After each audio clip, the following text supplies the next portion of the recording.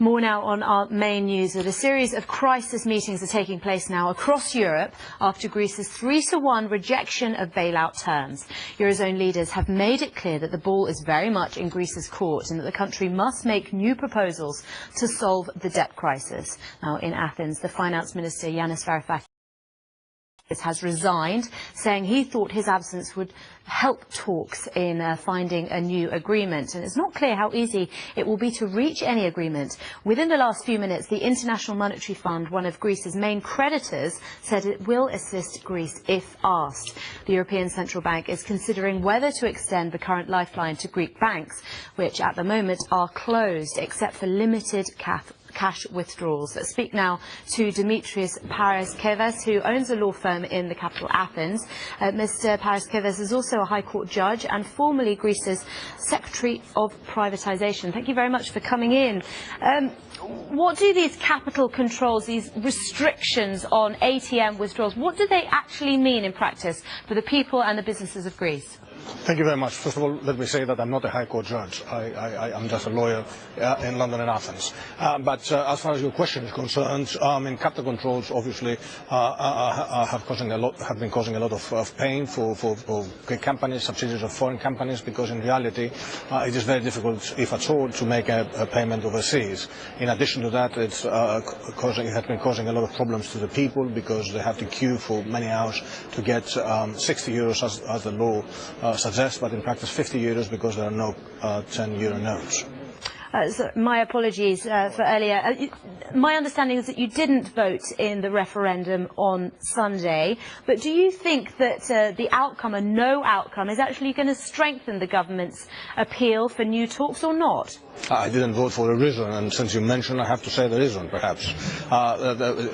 Leading global officials have suggested that this referendum was against the law and the Constitution. The Council of Europe has suggested that this referendum does not meet the requirements for a referendum which is credible. And I think the question was about something which was not on the table. Therefore, it was a point of principle not to participate in this referendum, which I do not consider, one credible one. However, obviously the result is a result which gives the Prime Minister a lot of support to go and try to strike a deal.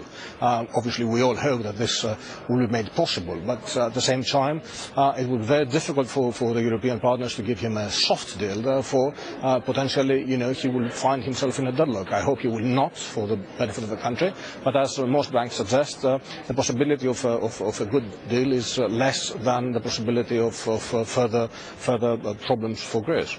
Now, although 61% voted no in that referendum for the bailout conditions as put by the creditors, most Greeks, we understand, do actually want to stay in the euro. But what position is Tsipras now in? Because presumably in any new talks, he is actually looking at bringing back the drachma. He has made many very, very strong statements that he's, committed to the euro. So has the government, and without a doubt, Greek people by something like 7% want Greece to stay in the euro. All major, economic professors and even Greek Cypriot Nobel Prize winner Professor Pisaridis has suggested that if we go back to the drachma, salaries will go down by 60%. Therefore, no one is for Greece going back to the drachma. However, if we are to stay in the euro, unfortunately there are certain rules around the euro, and we have to understand these rules. Obviously, Germany and the other major lenders have to understand that austerity cannot be the only way forward, because we have lost about 25% of the GDP. I understand that Hugo Dixon, one of the leading people here in the UK, suggests that Greece may experience a further fall of 5 to 10% this year. Therefore, if the country loses 30-35% of the GDP, it's more than what the US lost during the Great Depression. As a result, the only way would be a new deal, which is, I think, what the government, the Prime Minister, will try to do, which will include, further haircuts and some aids in order for growth to come back to our country. Dimitris, we're going to have to leave it there, but thank you very much for coming in and giving us your insight. Thank you very much indeed. Let's check in quickly with the markets. They're a little bit more muted than forecast in terms of reaction to the Greek debt crisis.